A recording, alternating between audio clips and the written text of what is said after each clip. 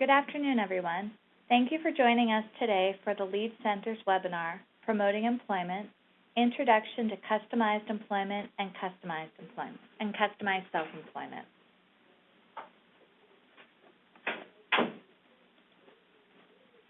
My name is Elizabeth Jennings. I will be facilitating today's webinar. I work for National Disability Institute's Lead Center as the Assistant Project Director. I'm also very pleased to introduce today our two subject matter experts, Janet Stevely with Griffin Hamlis Associates and Abby Cooper with Mark Golden Associates. The National Center on Leadership for the Employment and Economic Advancement of People with Disabilities, commonly called the Lead Center, is a collaborative of disability, workforce, and economic empowerment organizations led by National Disability Institute with funding from the U.S. Department of Labor's Office of Disability Employment Policy.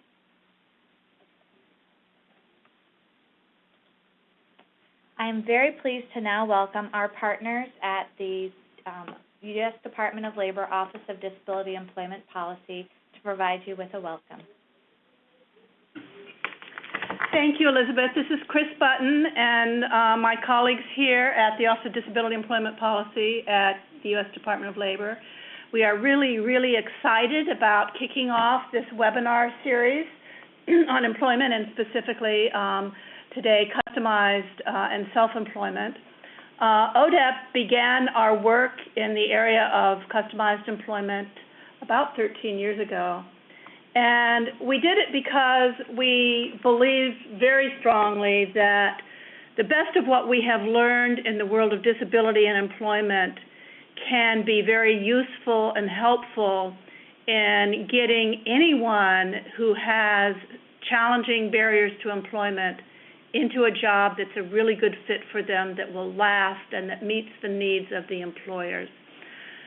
So we are really excited about sharing some of the knowledge and the strategies that have been learned with folks across the nation through this webinar series, and are particularly excited to have Janet and Abby on the phone today as two of our subject matter experts who are just so knowledgeable in this area. So thank you, ladies, for joining us, and thank you to Elizabeth and the entire LEAD team for organizing this webinar, which we are just really very excited about. So, Elizabeth, I'm going to turn it back over to you.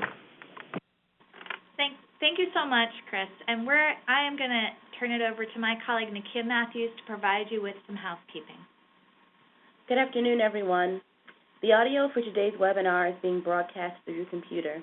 Please make sure that your speakers are turned on or that your headphones are plugged in. You can control the audio broadcast by the audio broadcast panel, which you see below. If you accidentally close this panel, or if the sound becomes distorted or stops, you can reopen the audio broadcast panel from the top menu by going to Communicate and Join Audio Broadcast. If you do not have sound capabilities on your computer, or you prefer to listen by phone, you can dial the number and the meeting code you see here, and you do not need to enter an attendee ID. And I will enter this information into the chat panel in a bit. Real-time captioning is provided during this webinar. The captions can be found in the Media Viewer panel, which appears in the lower right-hand corner of the webinar platform. If you want to make the Media Viewer panel larger or conversely smaller, you can minimize and maximize other panels like chat, Q&A, or participants. Please use the chat or Q&A box to send any questions you have during the webinar to me, Nakia Matthews. Elizabeth Jennings is also here with me, so if any questions you have for her, you can direct them to me, Nakia Matthews. If you are listening by phone and not logged into the webinar, you may also ask questions by emailing Elizabeth Jennings at ejennings@ndi-inc.org. Please note that this webinar is being recorded, and the materials will be placed on the Lead Center at the Lead Center website at the link you see below. If you experience any technical difficulties during the webinar, please use the chat box to send me a message, or you can email me at nmatthews@ndi-inc.org. The LEAD Center mission is to advance sustainable individual and systems-level change that results in improved, competitive, integrated employment and economic self-sufficiency outcomes for individuals across the spectrum of disability. As Chris mentioned, we see customized employment as one pathway to improved employment and economic advancement outcomes, and we're so excited today to be able to provide this information to all of you. Today, the agenda includes a review of the learning objectives, an answer to the question, what is customized employment, an understanding of how customized employment is different than a traditional labor market approach, possible outcomes of customized employment, components of customized employment, and then we're going to provide some time for you to ask questions. As Nakia mentioned, you can ask questions through the chat box, and we will facilitate those questions to our subject matter experts. If at any time during the webinar or after the webinar you have other questions that you'd like to ask, you can email me, Elizabeth Jennings, at ejennings@ndi-inc.org. As a result of today's webinar, we intend attendees to have a better understanding of a customized employment and customized self-employment, a better understanding of who can benefit from this best practice, a better understanding of the customized employment outcomes, and examples of individuals who gained employment through the customized employment approach. It is now my great honor to hand this over to Janet Steveley, who will provide you with a lot of wonderful information about customized employment. Thank you, Janet, for joining us today. Okay, hi, my name is Janet Steveley, and Abby and I are the co-lead trainers for the LEAD Center Customized Employment Initiative. I'm also a senior consultant with Griffin Hammis Associates, working on various customized employment projects, two which focus on customized self-employment. One of those is the Entrepreneurship Bootcamp for Veterans with Disabilities, run out of the Institute for Veterans and Military Families at Syracuse University. And the other is the Kansas Small Business Technical Assistance and Outreach Center, funded by the Kansas Council on Developmental Disabilities. So what I wanted to start with today was the challenge that we've had in addressing employment, and that is creating lasting, satisfying, person-directed employment opportunities beyond the confines of a traditional job development approach. So customized employment was designed for individuals with high or complex support needs who traditional approaches didn't work for well, mainly because they rely on comparing job candidates against a set job description and against other job candidates. So people with more significant disabilities, in particular, didn't fare well. They often just didn't stand out as the most qualified.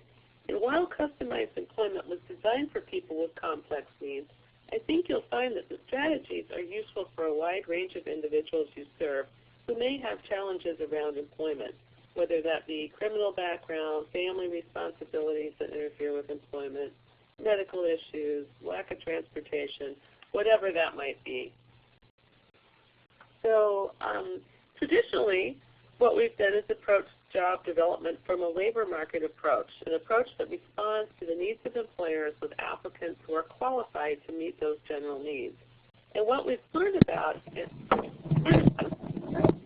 complexities that traditional labor market approach hasn't worked very well because it puts them in situations where their skills are compared to the job description or against other job candidates, and often just fare well in that competitive process, particularly when it's slow, which increases the competition for jobs. So customized development is discovering the strengths, needs, and interests of applicants and negotiating a job description that meets both the applicant's and the employer's specific unmet needs. And you might say, well, gee, what about the labor market? That's what we've always been doing. And the labor market approach works well for some people, those who have more appointments to employment. And it works for those who will come out at the top in that competitive process. But who doesn't fare well with that approach, or for people who don't fare well with that approach, we need some different strategies. And think about it, it's mostly a hidden job market.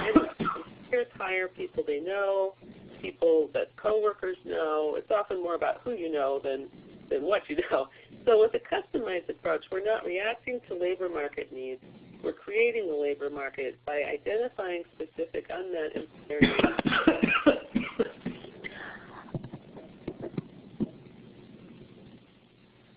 What customized employment seeks to do then is to take people away from that traditional job search strategies that compare people to standard job descriptions and other job candidates. And think about it, from a traditional development approach, we typically use standardized vocational evaluations and prepare people by getting resumes together or maybe helping them practice interview skills or other soft skills. And then job seekers and employment specialists identify available jobs through posted listings, either through the public workforce system, lists, or cold calls, whatever, and assist people with filling out applications and going to interviews. And this more traditional strategy results in the employer or hiring manager selecting the job candidate whose skills best meet the job description. And unfortunately, people with more significant barriers to employment may not stand out as the most qualified candidates, either because maybe they have fewer skills or more complexities around employment. So a customized approach seeks to circumvent that comparative process by focusing on how this particular person's skills meet an identified unmet employer need. So the assumption is that employers are always hiring as long as a potential employee brings value to the business.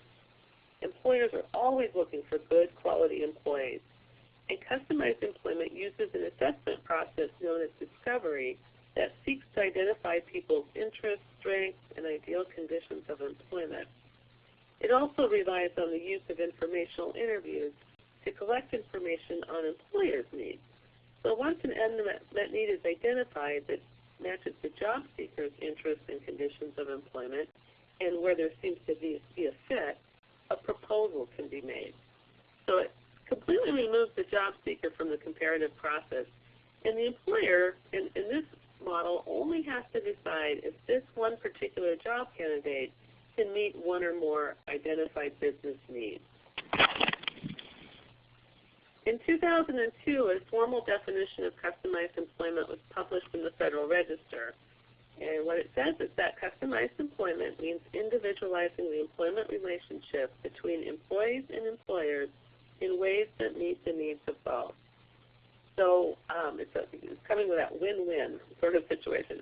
Customized is based on individualized determination of strengths, needs, and interests of the job seeker, but it's also designed to meet the specific needs of an employer. And it may include employment developed through negotiation of job tasks, self-employment, or other strategies that result in job responsibilities being customized and individually negotiated to fit the needs of that individual. ODEP, the Office of Disability Employment Policy, has initiated some major efforts to promote job negotiation coupled with job support as part of both disability employment services and the generic workforce system.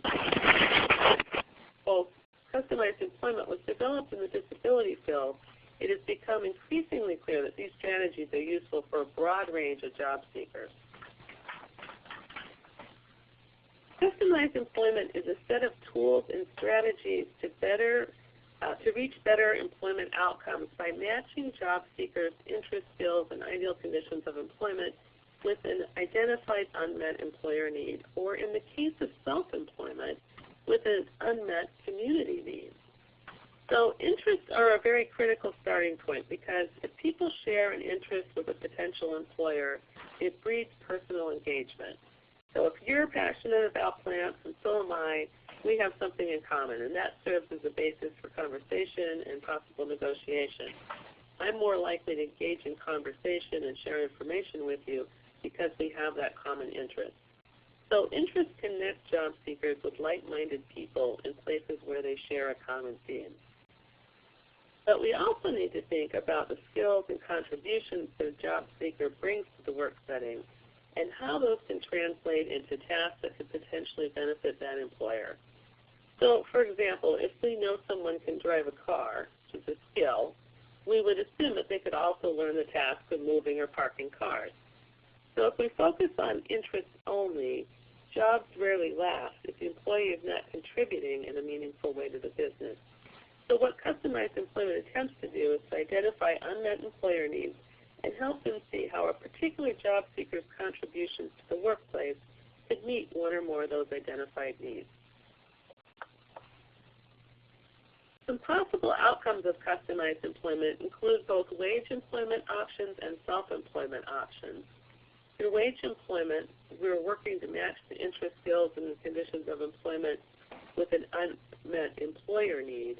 And with self-employment, we're seeking to match an unmet community need with the job seeker's contributions. So we can creatively use resources to provide that win-win situation in lots of different ways.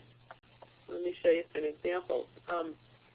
First of all, negotiating jobs simply means that we start by identifying what's going to work for the job seeker, and we survey the community through a series of informational interviews with employers to identify their needs. And then when there seems to be that fit, we can negotiate with the employer on how the job seeker could fill one or more business needs. So we're not asking the employer to consider the job seeker to fill an existing job description. We're proposing a way to meet an identified business need. Let me give you an example. Debbie was a young woman with autism who had just finished high school and was interested in office work.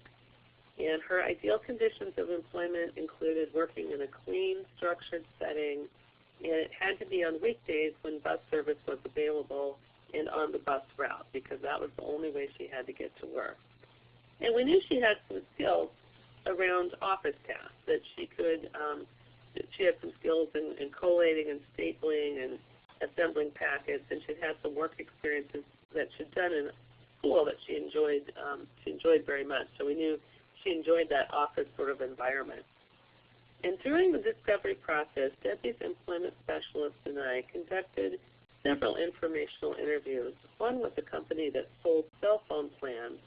And during that informational interview, we tried to identify their unmet business needs.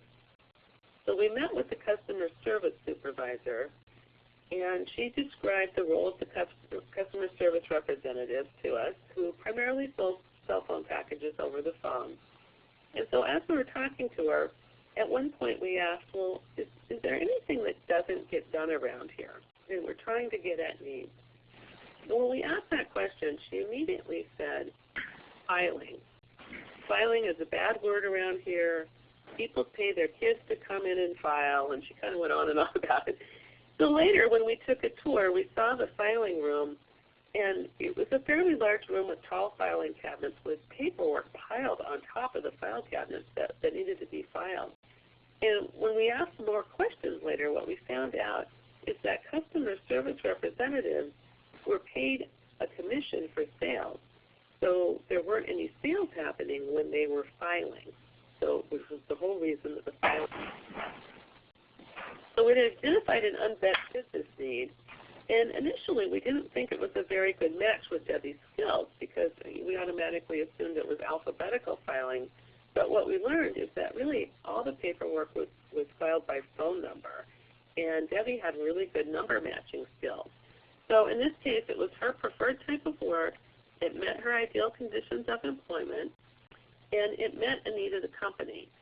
So we proposed to the company that they hire her to file their paperwork. So it created a position with the benefits to the company being that it increased efficiency because they could find their paperwork when they need it. It helped the company make money by keeping salespeople selling, and it improved employee morale because the sales representatives were obviously not happy with doing the filing part of the job. So it was a win-win for everybody, and they're there and worked there for a couple of years. A second potential wage outcome is something we call resource ownership. And this is an outcome that might be, or an approach that might be used sparingly and only when driven by discovery. But it's also matched on based on the match between the individual and the business need. but it involves the individual contributing a necessary item or equipment to the business. And that equipment then helps generate profit for the business that can then generate wages for the employee. Because businesses hire people when they're making a profit. They don't hire people when they're not making a profit. So in this scenario, the job seeker is bringing an asset to the company, usually a piece of equipment, and then their job becomes operating that equipment. And a written agreement can and should be made and put into place that details the ownership of the equipment, how maintenance will be dealt with, what becomes of the equipment if the employee no longer works there, et cetera, et cetera. So, and also since the employee owns the equipment, they can decide if it is used by others, for instance, on their days off or on second shifts or things like that. And this is an economic development approach. It gets at that win-win. We're not just purchasing a job for the person, but it's a job investment or economic development strategy. And if you think about it, many of us bring assets to our work. Things like college degrees or automobiles or in some fields tools are something that's expected. So resource ownership it's not that unusual when you think about it. But it emerges through conversation and negotiation.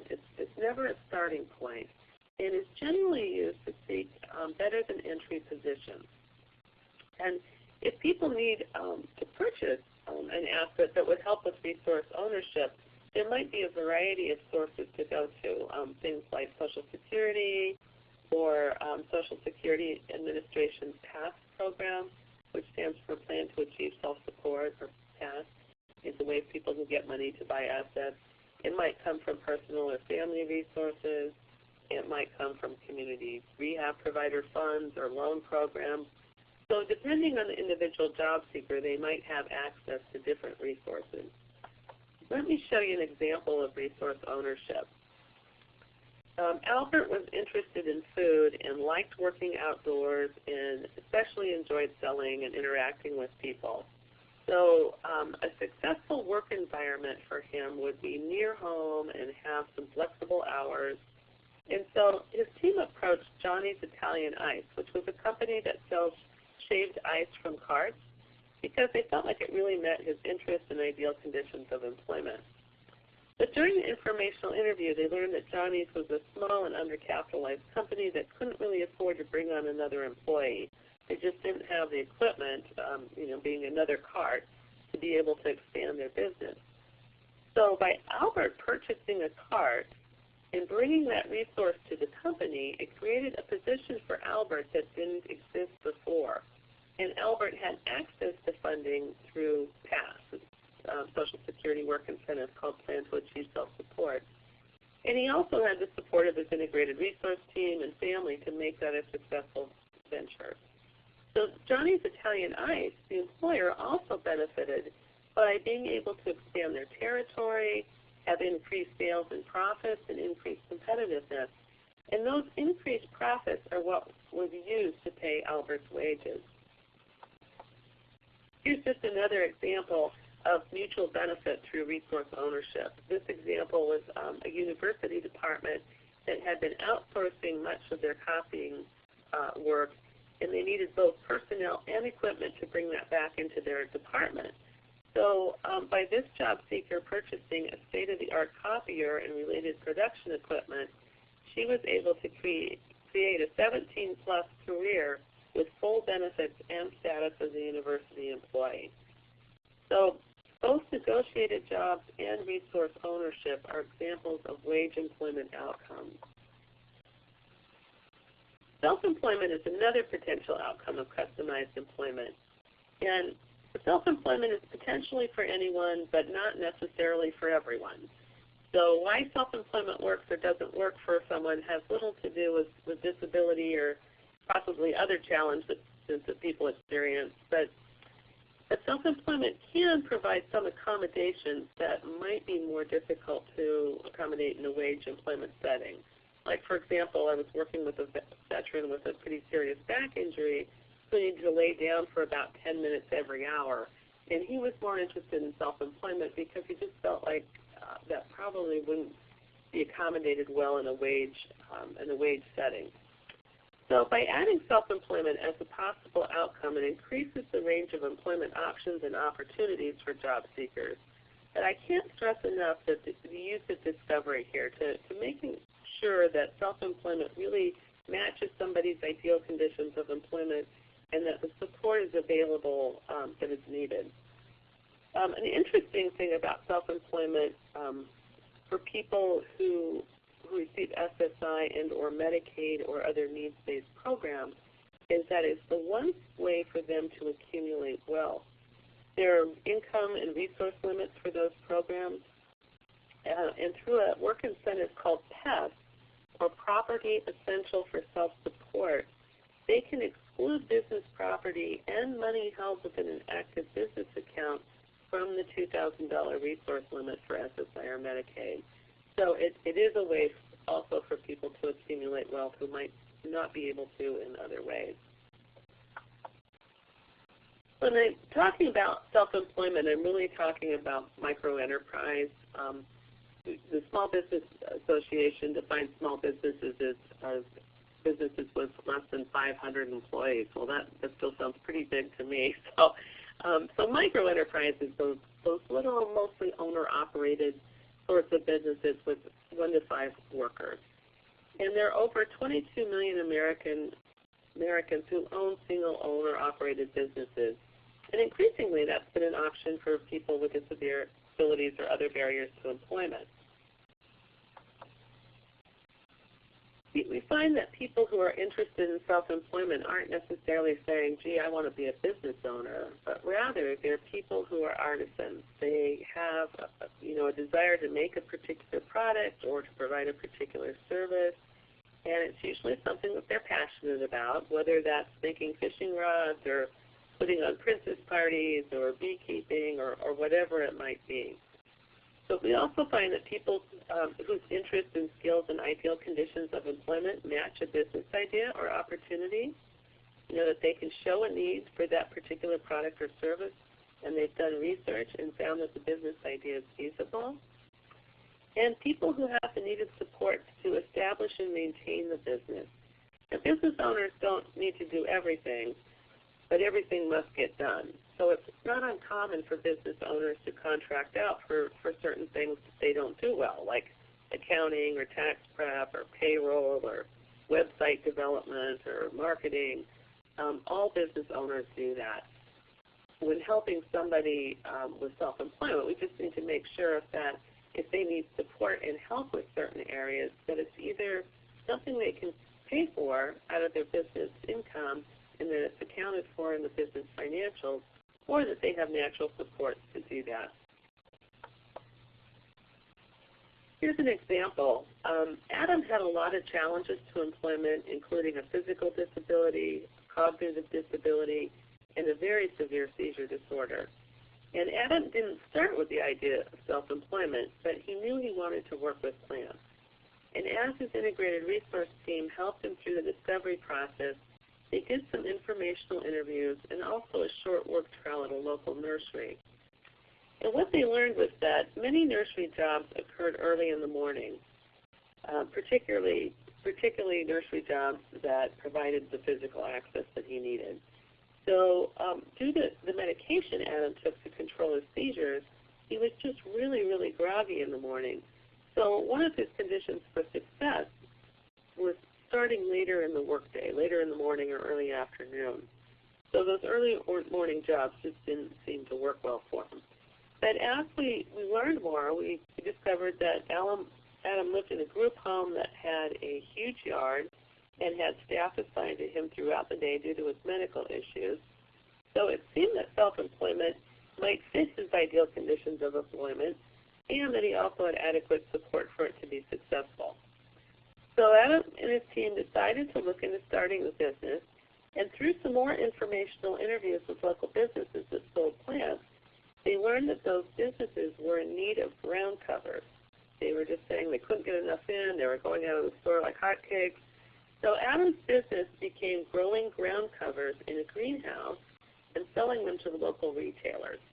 The business startup costs came from vocational rehabilitation and through PATH. and the group home staff were able to provide support through business operations. Another potential self-employment outcome is what we call business within a business. And you think about the Geek Squad model, which is a business operating as its own entity within another organization.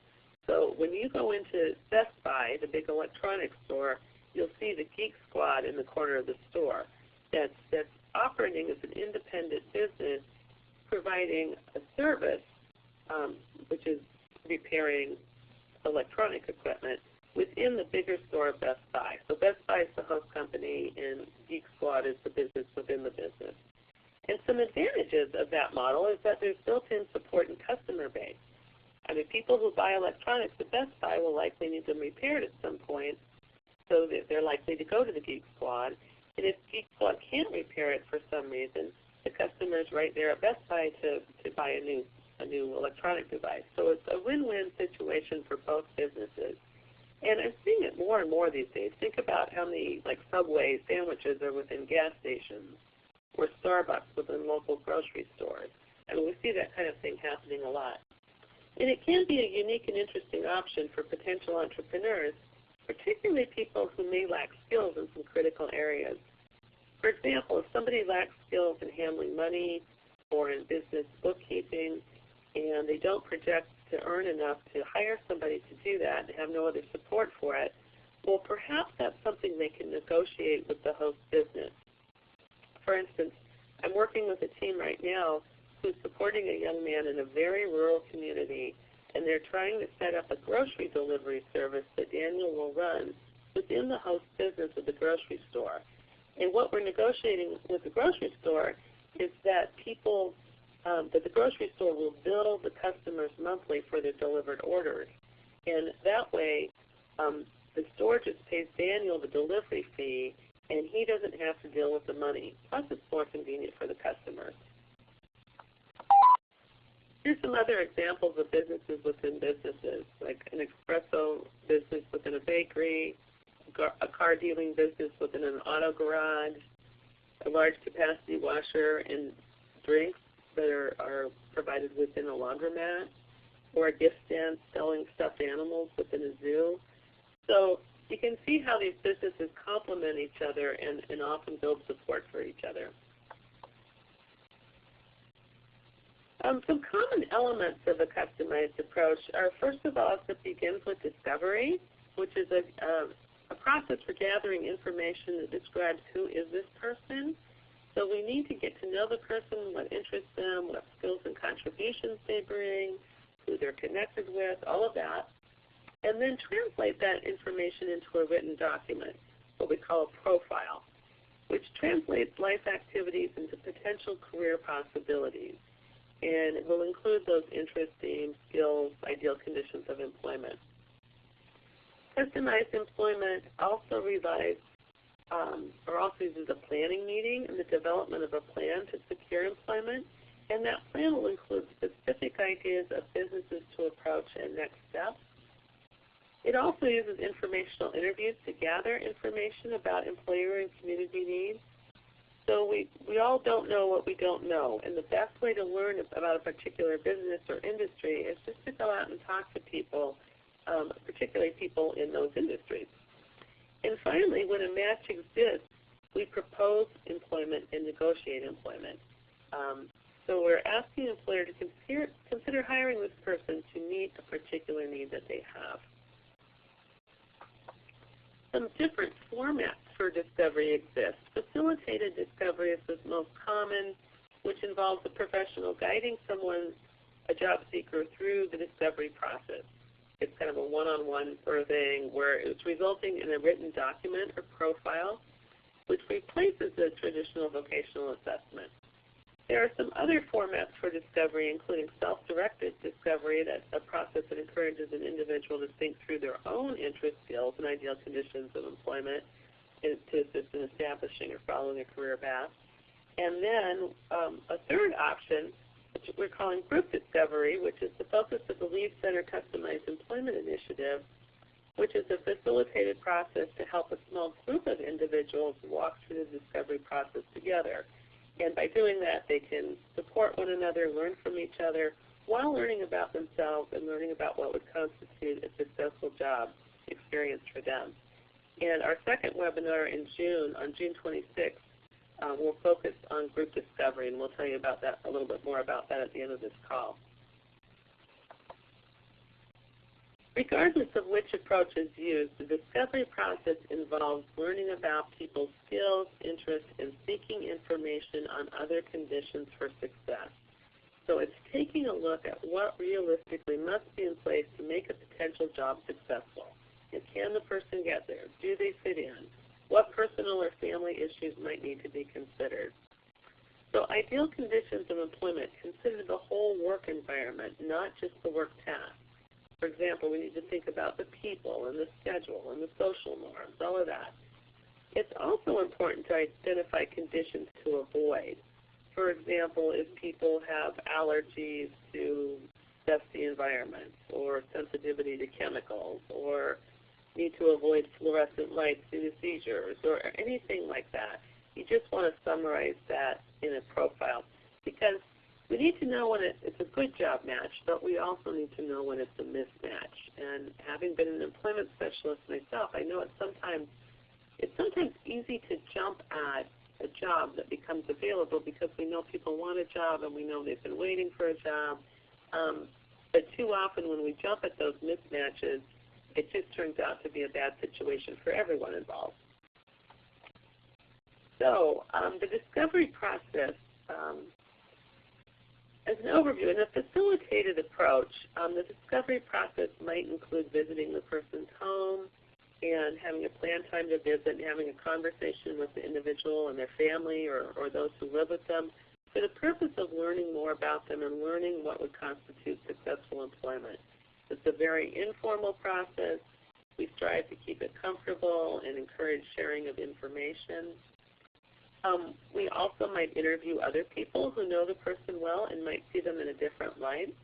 For instance, siblings who live away from home, or former teachers or employers or neighbors, or anyone else who might know the person well and have insight but not be at the home visit.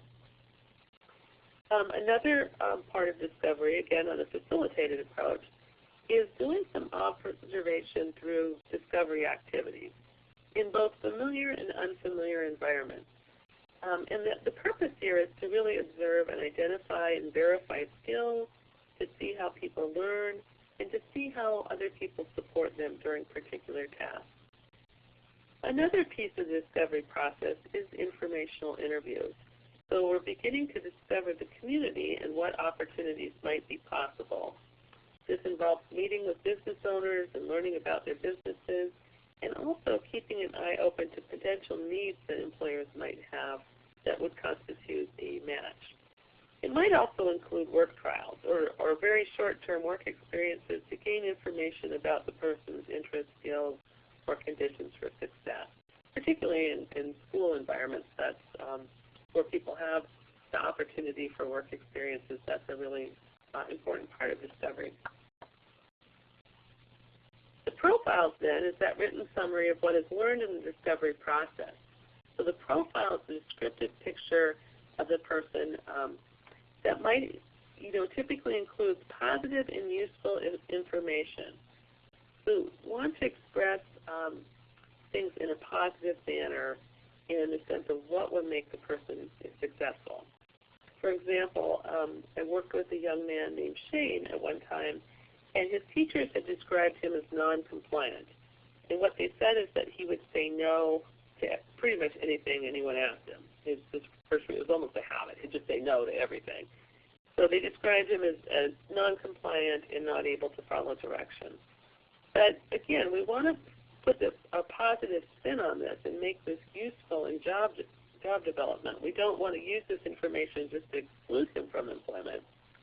So what we said about Shane is that probably the best work environment would be that a situation where he could work independently, where he would have little to no direct supervision, and it would be best if he could work on his own schedule. So again, we're taking that information and putting a positive spin on it that would help lead to a successful match.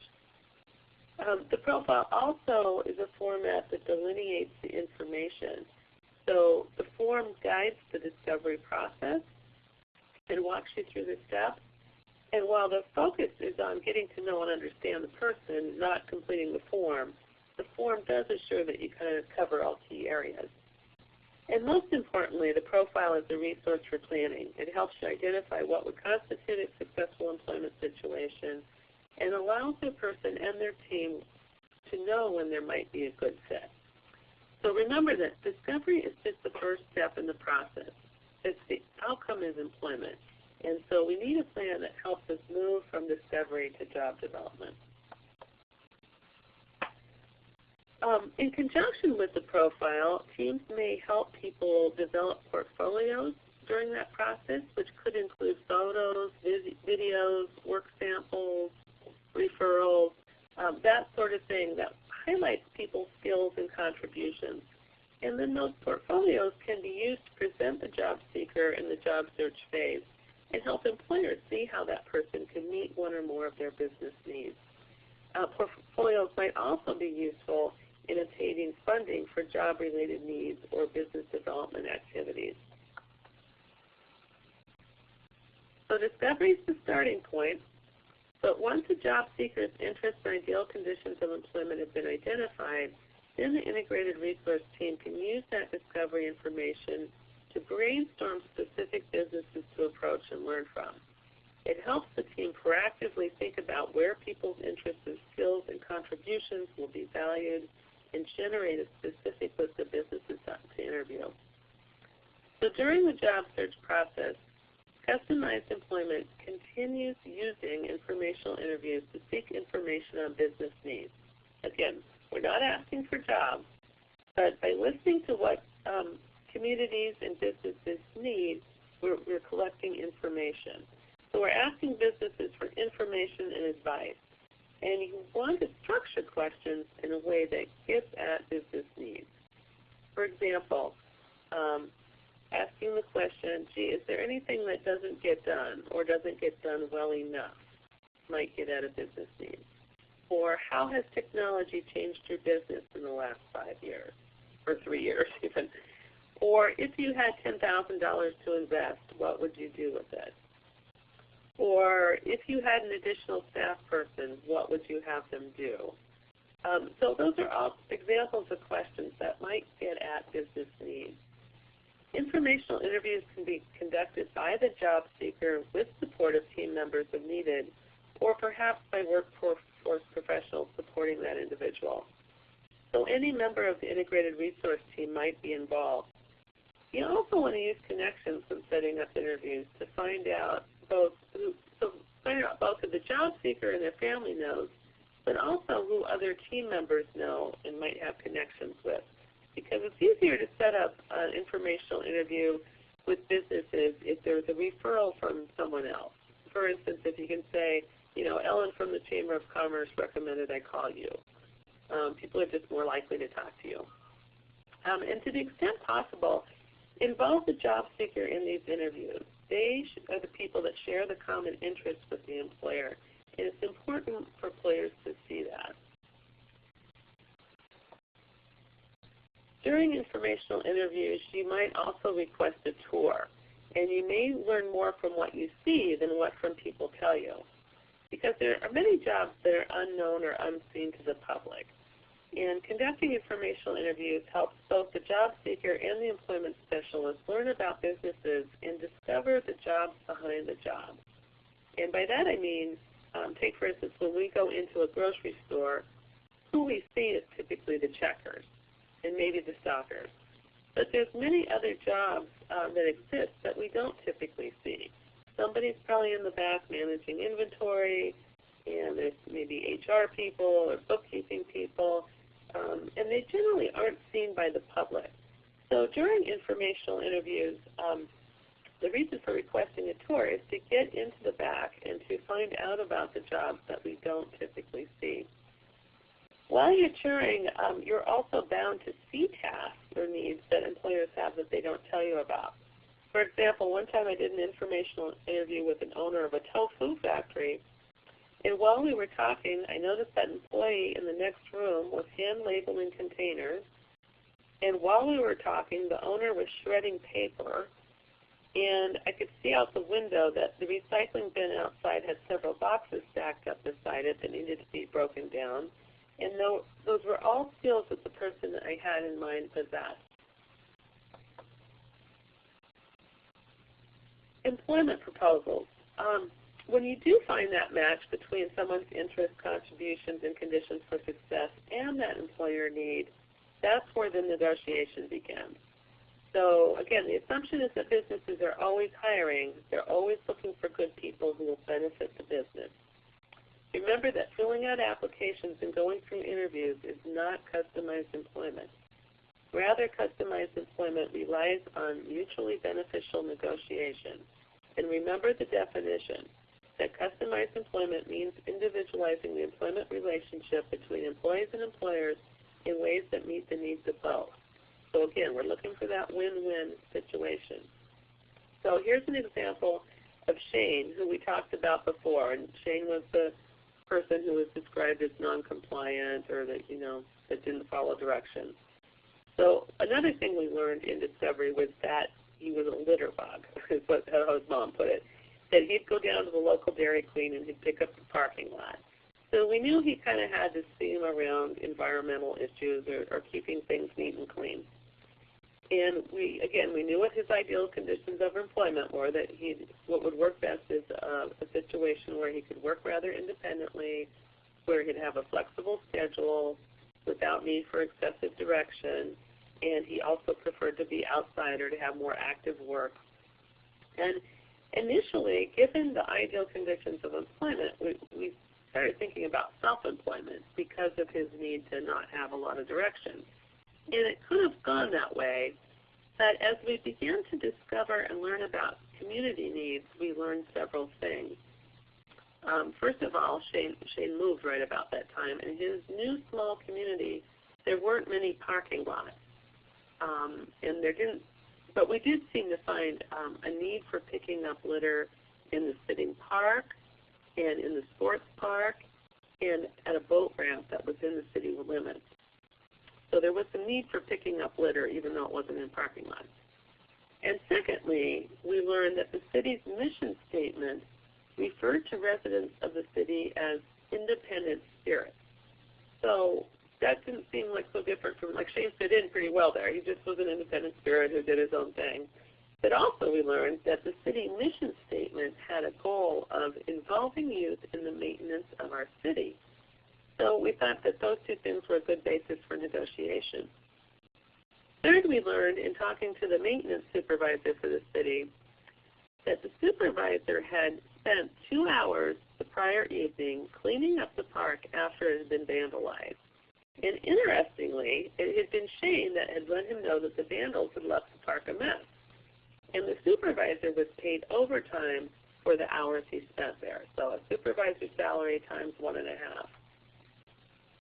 So given that we knew this might fit Shane's interest and conditions of employment and that there was a need, we developed a proposal to the mythical city of Springfield.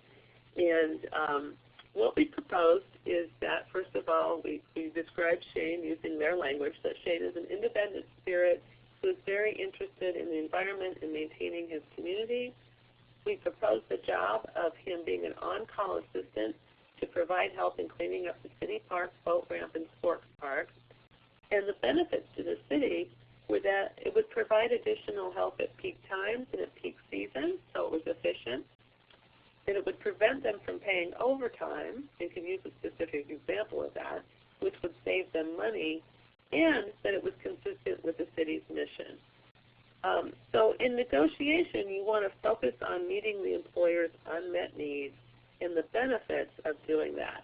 Now, there was actually more detail to this proposal, and sometimes you're just going to be negotiating this verbally. In this case, because it had to go to the city council, we needed to put a proposal into writing. So you might do one or the other or both, verbal and or written. So in summary, customized employment is a set of tools and strategies to ensure successful, individualized employment outcomes, whether that be wage employment or self-employment. Customized employment utilizes discovery instead of a traditional vocational evaluation to learn about who the person is and translate that information into positive and useful information to use in job search. And lastly, the customized employment uses interest-based negotiation to create jobs versus relying on job market indicators. So it results in that win-win employment situation for both job seekers and employers. The use of customized employment as a strategy for assuring people with disabilities and other barriers to employment access meaningful work in the community is growing and impacting state policies, training programs, and services to individual job seekers. Some of the major agencies implementing these changes are state agencies on intellectual and developmental disabilities, often in conjunction with state Medicaid plans, vocational rehabilitation programs, and America's Job Centers. On the state intellectual developmental disability and Medicaid side, we've seen examples of states such as Missouri and Nebraska that are making their funding much more flexible to support customized outcomes. We've got some capacity building projects. For instance, Kansas is involved in a 3-year project focused on customized self-employment for individuals with developmental disabilities. New Mexico has some permanent online capacity building courses available to all providers of employment services. Within state VR, both Florida and Texas have specific policy language on customized employment. Texas is really puts discovery at the center point of their whole individualized planning process, and they built capacity of their counselors and community-based providers through on-site and online training in customized and self-employment. And in America's Job Centers, many states with Disability Employment Initiative grants have focused on customized employment as well as self-employment, or one of the two, including Alaska, Illinois, Kansas, Arkansas, California, Hawaii, Ohio, Tennessee, and Louisiana. So these states are all working to incorporate a customized employment practices into the services offered by the AJCs to reach employment outcomes for individuals who they serve. So it's very exciting what is happening around customized employment. I just wanted to close by providing you some resources and some websites that I think you might find helpful. You can find additional information on customized employment here. And I'm just going to thank you for listening today and turn it over for our question and answer session. Thank you. Great. Thank you so much, Janet. As you can see, there are a lot of great resources that you can access to learn more about customized employment. In fact, next month, we're going to be providing another LEAD Center webinar through our webinar series. As you may know, the LEAD Center provides a new webinar on the last Wednesday of the month from 3 p.m. to 4:30 p.m. Eastern Time. We do these through 3 mini-series. We've completed one on economic advancement. That was the first in the series. This webinar is the first in the series for employment. And in a few months, we will start our leadership or public policy series. So next month's webinar will be on group discovery, an alternative assessment tool for workforce centers and community-based providers. And I'd now like to give a chance for Abby Cooper to provide us with a little bit of additional information on this webinar. Thank you, Elizabeth, and thank you, Janet, for the wonderful presentation. Next month, we'll follow up on this month in terms of looking at how you can conduct discovery within a group and how you can use the synergy of the group to end up with a plan for individuals to obtain employment. Group discovery really focuses on folks who have not been successful in the traditional market labor approach to obtaining employment, and individuals who need the encouragement and support from a group. So I really hope everyone has the opportunity to listen next month. Thank you. Thank you, Abby. We have quite a few questions today, so I want to get started with the questions. Thank you to all of you who have already placed your questions in the Q&A box. If you haven't had a chance yet, please take this opportunity. If it should happen that we don't get to your question, please know that we will capture them, answer them, and post the answers with the webinar archive. The first question is, when should customized employment be brought into the conversation with the employer? Hi. Well, I would say that there's not one set way to do that. I mean, what I do is try to keep it focused on the person versus the program. So when I set up time to talk with employers, that I'm asking them for information and advice about their business or their industry. I'm not proposing a job on that first business. So I don't like to jump ahead too much to have them thinking that I'm proposing a job to them when I'm not. I'm really there with the job seeker to get information. So like for instance, when I talked about Debbie in the filing job earlier, we went there to gather information. We didn't go to propose a job. So we didn't really talk about customized employment at that point. We went back later and negotiated. But that being said, sometimes when you go to set up an initial interview, people are going to ask you more about your business and what you do, and particularly if there's a job seeker there that clearly needs a more customized approach and that's obvious to the employer, you might start talking about that earlier. And I'd just like to add, Janet, that because I have just a tiny bit different of a take on it, I tend to initially tell employers that I use this approach that's called customized employment, and what I try to do is look at what their unmet needs are and whether or not I might be able to address those needs.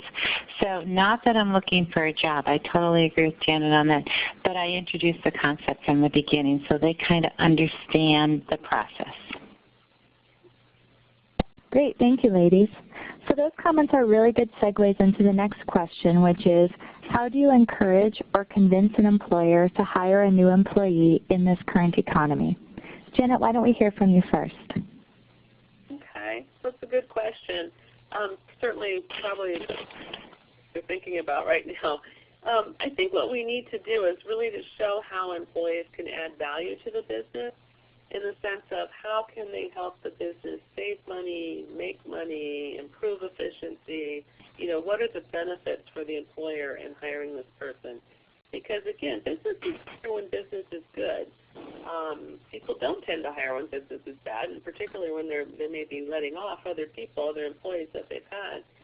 So by showing the business what are the benefits to them, how would this person's contribution help them produce revenue, even perhaps through the strategies like resource ownership or business within a business.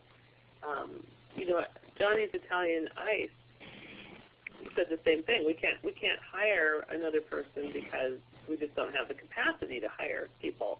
But when the team could show them how they could expand capacity by Albert bringing his own cart to the business, then those initial investments are really worth it. Well, it seems like, well, too, that a cart might be a lot of money to put out, to help this person get a job. But think about it. We put out lots of money to pay for work evaluations or for sheltered workshops or for a lot of other things that to competitive employment. I personally, I own a business and I've only had 2 employees, and both of them proposed employment to me. So I think that idea of proposing is really helpful there, especially in this economy. The other thing is I think we often, when we're helping people find jobs, we tend to think about big businesses, the big box stores, the big retailers, because they have lots of positions and lots of turnover. But really thinking about kind of smaller, growing companies is an ideal place to customize. There's no human resource departments. There's no existing job descriptions. So think about how those companies might be able to benefit. Abby, you have anything to add? Yeah, the only thing that I would add to your answer is that I currently, in this economy, I have found people very receptive because they have so many unmet needs, and they have people that they're paying to multitask, and it's more cost effective for them to have somebody else come in and do some of the tasks that they're having one employee do, and let that employee, the higher paid employee, focus on his or her expertise. So I have found that in this current economy, the whole concept of customized employment and negotiating positions has been very receptive well received by employers. Thank you, ladies. We have 2 more questions about the informational interview that I'm going to try to bundle together so it's not too repetitive. One is, how do you approach an employer for the informational interview if you have no connection? And are there tools that can help guide a person who's new to this information through that process? Okay. This is Janet. What I typically do is just call an employer to set up an informational interview, and I usually say something like this. I'll say, hello, my name is Janet Stavely. I'm a career counselor working with a job seeker named Sally, and Sally's very interested in horticulture, or whatever the interest area is. And as part of her career planning, I'm helping her explore jobs in the horticulture field. So Sam from the Chamber of Commerce recommended that I call you to see if you'd be willing to spend 20 minutes or so with Sally and I for a short informational interview.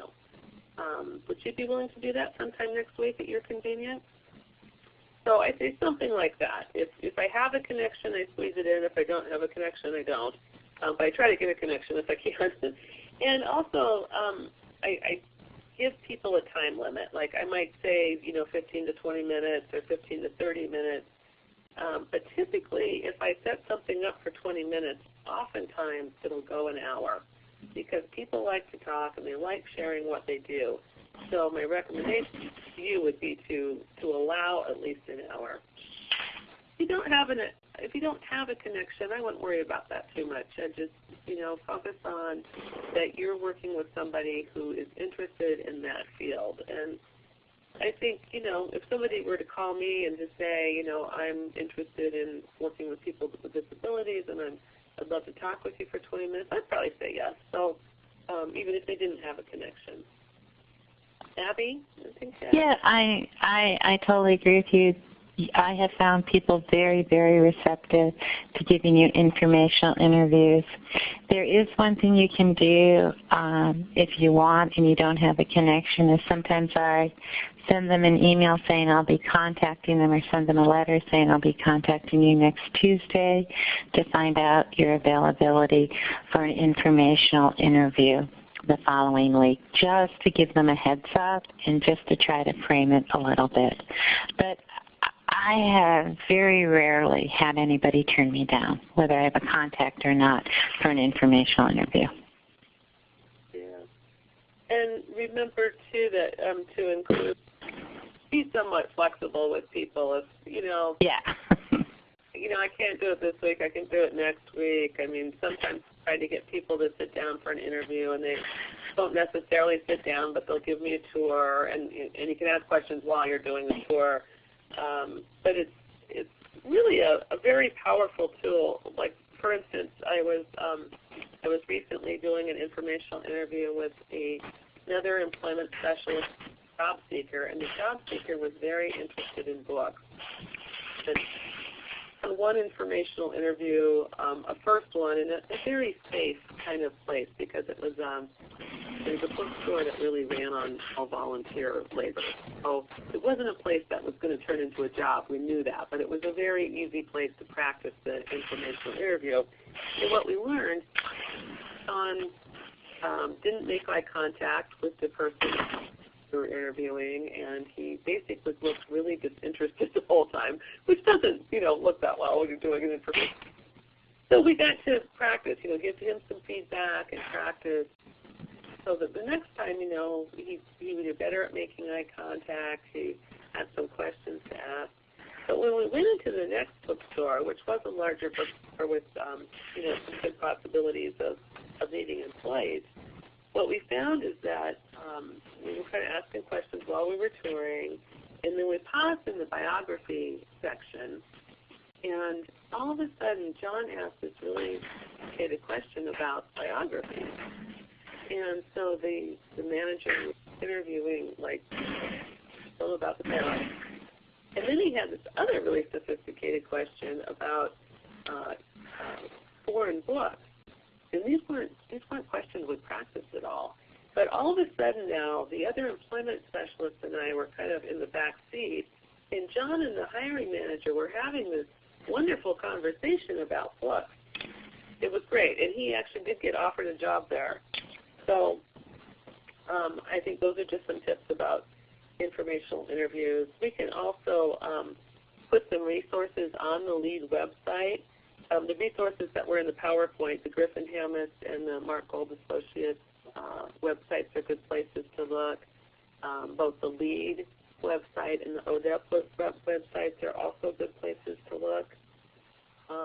So we can provide some resources for you there. Thank you, Janet. What a great example. The next question is, do you find that most customized employment positions lead to individuals becoming independent contractors? This person would also like to know a little bit more about the qualification of jobs identified using customized employment. I would say that the majority of people become employees, go for wage employment options. Although in some instances, people's discovery and people's ideal conditions of employment might steer you more towards self-employment. But I would guess, I don't know what the percentages are, but I would say the bulk of people would go towards wage employment. Although in really rural communities, there might be a higher percentage of self-employment just because there's more limited wage employment.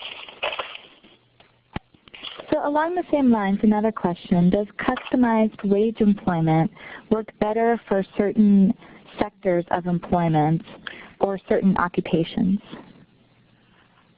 I don't think so. We're starting with the person and obviously have a broad range of interests. So a customized job could be negotiated in any field or industry. Abby, do you have additional thoughts?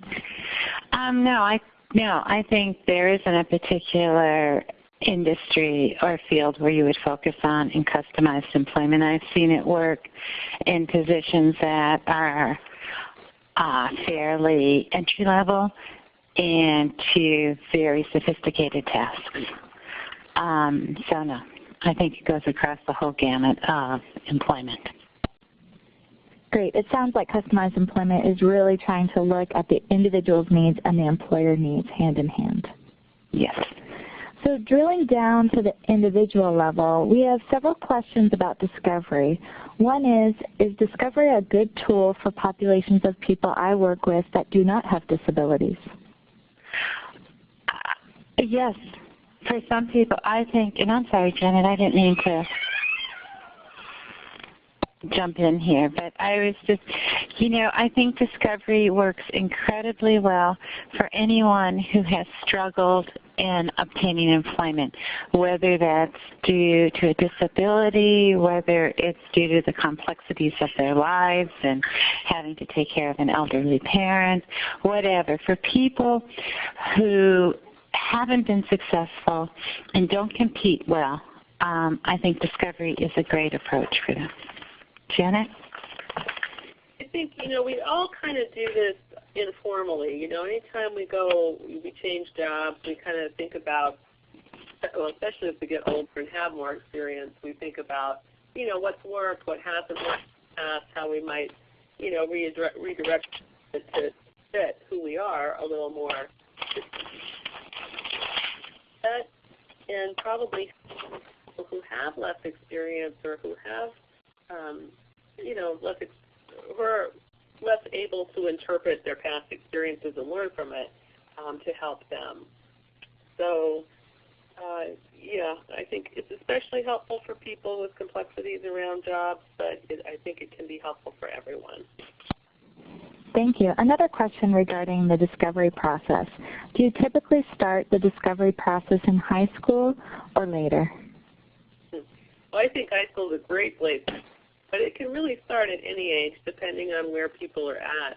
I mean, when people are in school, you have more time, number one, and you have, more opportunities to, say, do work experiences and things that would help you gather great information through discovery.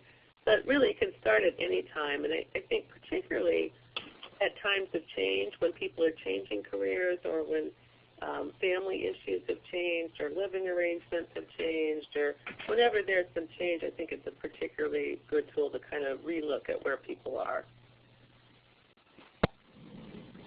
So here's a question, and maybe this time we'll start with Abby. Is the Discovery curriculum available online, or where should I turn to for tools to support me in providing Discovery?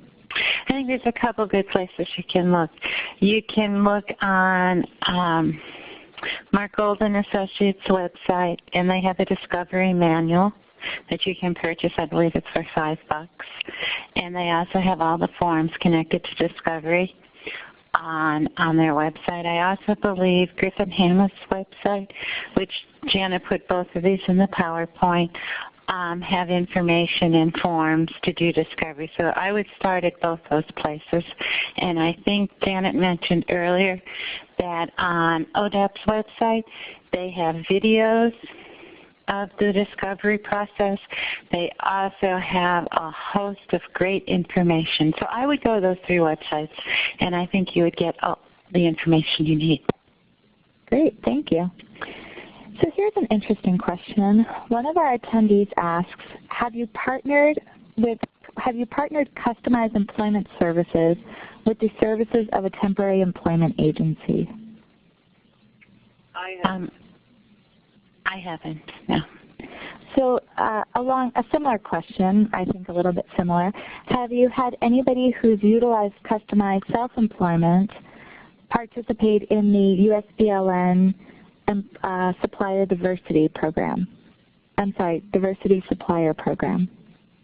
I have worked with some people who have looked into that. In one case, the person was a man exploring a feasibility of a business manufacturing clothing, and he was exploring Sears, which is a large chain out west. So he was exploring their diversity program, but it ended up not being a feasible business. I have worked with some veterans too who have been exploring that. So it's definitely something that we can look into, products like that. Great, thank you, Janet. So we have one last question, which I'm going to direct to Abby, and it's a great leaping off point to next month's webinar. But the final question is, what is the primary difference between discovery and group discovery? It's exactly what Janet said earlier. Discovery, facilitated discovery, is done by a professional with a person, with a job seeker. Whether that be a job seeker with a disability or whether that be a person from TANF, but it's a relationship between where the professional observes the job seeker, where the professional arranges for different events for the job seeker and the professional to go to, such as an informational interview, or such as watching them and observing them do an activity within the community. So it's very much one-on-one, and it's very much driven by the professional. Group discovery takes that information, and it has a group of 6 to 10 people, and it goes through the rationale behind discovery and the steps somebody needs to take, basically in homework. And so if I'm in group discovery, I may actually arrange a tour for myself and come back and report back to the group. So it's the information that a person obtains is the same, it's just the methodology is different. Great, thank you. Thank you so much, Abby. The This is the end of our webinar for today. I want to invite all of the attendees on the line to join us next month to learn even more about group discovery and how you can better facilitate group discovery for those that you support. I want to give a special thank you again to Janet and to Abby for a wonderful job today. For those of you that are on the line, we had almost 300 individuals listening in today, which just gives you an idea of how important this information is and how many people are interested in learning more. There's contact information on the screen for both Abby and Janet. And if you have any additional questions after the webinar, please feel free to direct them to myself, Elizabeth Jennings. We'd be so happy to get those questions answered for you either through myself, through Janet, through Abby, or through our partners at ODEP. And to all of those, Janet, Abby, and our ODEP partners, thank you for joining us today, and thank you to all of you on the line. We look forward to providing you another great webinar next month.